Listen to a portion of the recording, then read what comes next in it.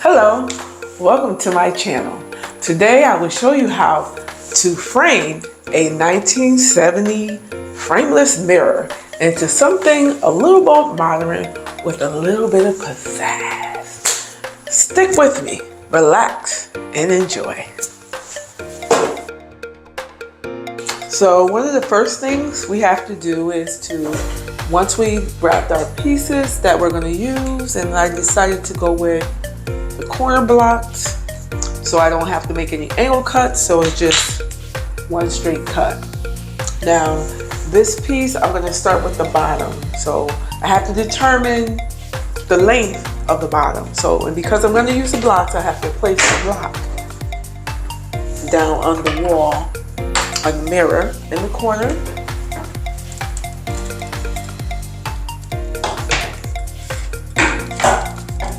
To figure out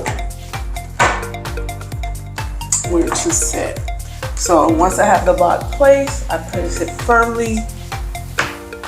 I figured out where it ends. I then place the other block on the other end. I know where it needs to be cut. And that's where I'm going to mark it off. Make my first cut.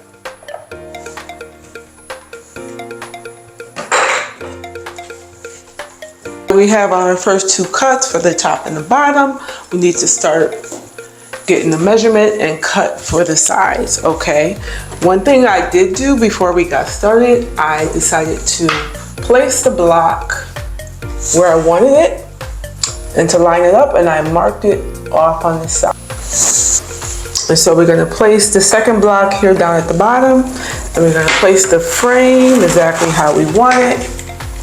And I'm able to see where I marked the line off on the tile. So what I'm gonna do now is, from that mark, I'm gonna place my mark right where it is. So I know where the corner block will be, okay? So that's gonna be my first cut for the side. So we're gonna take that out to cut this piece with the jigsaw. Okay, now I have my workbench all set up. I've applied my framing piece and I have my marking already laid out for me to cut. So I'm gonna cut it using my jigsaw that's been around for many, many years. It's done me well. Okay, so I have to line it up, make sure it's on the line.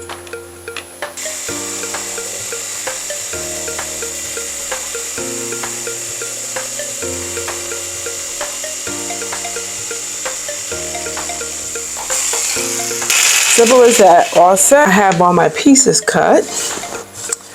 I'm going to start applying the paint to the pieces. And what I will say, it's important to paint the front and the back, because the mirror will show the reflection of the unpainted back, okay?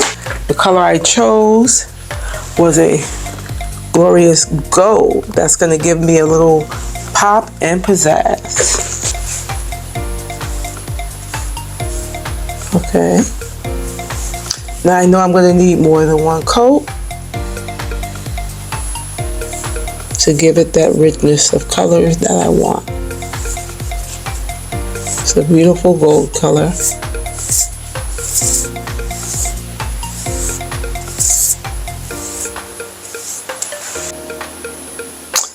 Okay, I did apply a couple of coats, and I think I may apply one more coat to make it a little bit more richer in color, but they're looking absolutely beautiful so far. Okay, so I'm just gonna let them dry a little bit more, and I'm gonna also paint on the other side. Okay, the pieces are ready to be placed on. And let me show you close up. You can see it, see? All right, so I have my liquid nail glue.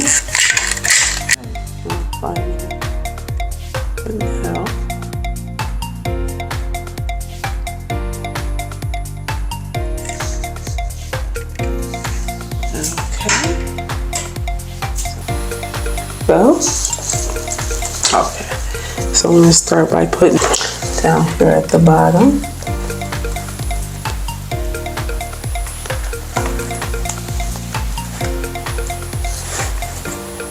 All right, so we have that first piece on and it sticks pretty quickly. Okay, the adhesive, it doesn't dry right away, which is great. So it makes my job a lot easier. So I do have space to move it around a little bit.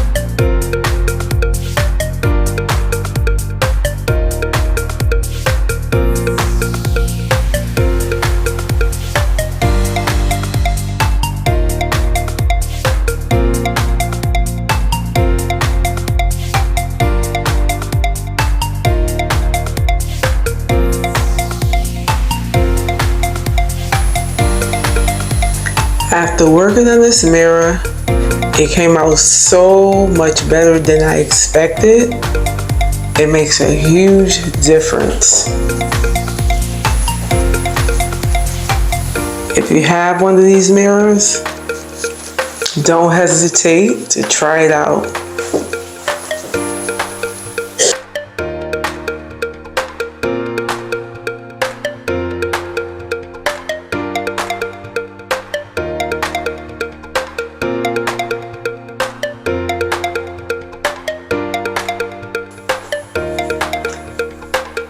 Hello, welcome to Creative Designs with Regina.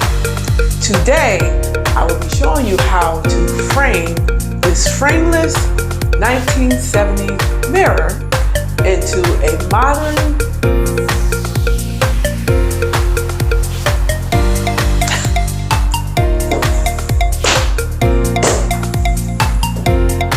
Hello, welcome to Creative Designs with Regina. Today, I will be showing you how to